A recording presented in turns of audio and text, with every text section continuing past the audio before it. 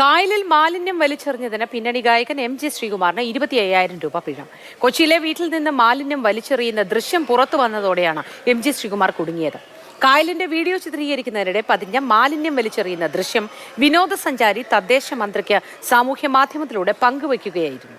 ഇതാണ് M G ശ്രീകുമാറിന് പൊല്ലാപ്പായത്. ഈ WhatsApp നമ്പറിലേക്ക് കേരളത്തിലെവിടെ ആരെങ്കിലും വേസ്റ്റ് വലിച്ചെറിയുന്നതിന്റെ ഫോട്ടോ ഒന്നുകിൽ ആളെ കിട്ടണം, അല്ലെങ്കിൽ വണ്ടി വെഹിക്കിൾ നമ്പർ കിട്ടണം. കൊച്ചി കായലിലേക്ക് മുളവുകാട് പഞ്ചായത്തിലെ വീട്ടിൽ നിന്നൊരു മാലിന്യപ്പൊതി വീണു. വീഡിയോ എടുക്കുന്നതിനിടെ വിനോദസഞ്ചാരിയുടെ മൊബൈൽ ഫോണിൽ ഈ മാലിന്യപ്പൊതിയും പതിഞ്ഞു.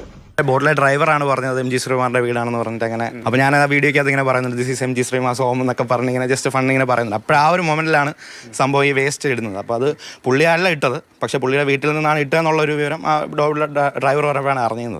മന്ത്രി എം ബി രാജേഷിന്റെ മാലിന്യ നിർമ്മാർജ്ജനത്തെ പറ്റിയുള്ള അഭിമുഖം കണ്ടതിന് ശേഷമാണ് യുവാവ് വീഡിയോ പോസ്റ്റ് ചെയ്തത്. വീഡിയോ ദൃശ്യവും ദിവസവും സമയവും സ്ഥലവും പരിശോധിച്ച് മുളവുകാട് പഞ്ചായത്ത് അധികൃതർ ഗായകന് നോട്ടീസ് അയച്ചു. നോട്ടീസ് കൈപ്പറ്റിയതിന് പിന്നാലെ യാതൊരു തർക്കത്തിനും മുതിരാതെ താരം 25,000 രൂപ പിഴയടക്കുകയും ചെയ്തു. ശരിക്കും പറഞ്ഞാൽ ഒരു 50,000 രൂപ പിഴയടക്കാവുന്ന ഒരു കുറ്റമാണ്. പുള്ളി കറക്റ്റായിട്ട് കാശടച്ച് വേറെ തർക്കമൊന്നും പറഞ്ഞില്ല. അതുമല്ല, ഹരിതകർമ്മസേനക്ക് അവിടുന്ന് പ്ലാസ്റ്റിക് കൊടുക്കുന്നില്ല എന്നാണ് അവിടുത്തെ ഹരിതകർമ്മസേന അംഗങ്ങളോട് ഞാൻ ചോദിച്ചപ്പോൾ അവിടുന്ന് കിട്ടുന്നില്ല എന്നാണ് പറഞ്ഞത്. വീട്ടുജോലിക്കാരിയാണ് മാലിന്യം വലിച്ചെറിഞ്ഞത് എന്നാണ് അറിയുന്നതെന്ന് പഞ്ചായത്ത് പ്രസിഡന്റ്.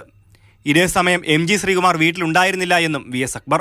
സമൂഹത്തിൽ ഉന്നത തലത്തിലിരിക്കുന്ന ആളുകൾ തന്നെ ഇത്തരത്തിലൊരു പ്രവൃത്തി ചെയ്യുന്നത് അത് അംഗീകരിക്കാൻ പറ്റുന്ന ഒരു പ്രവണതയല്ല. എന്തായാലും അത് സമൂഹ മാധ്യമങ്ങളിൽ പ്രചരിപ്പിച്ചത് വഴി മന്ത്രിതല ഇടപെടലുണ്ടായി. അതേപോലെ തന്നെ ഈ പരാതിക്കാരന് പണം കിട്ടുന്ന തരത്തിലേക്ക് കൂടെ ഈ സംവിധാനം മാറി എന്നുള്ളതാണ്.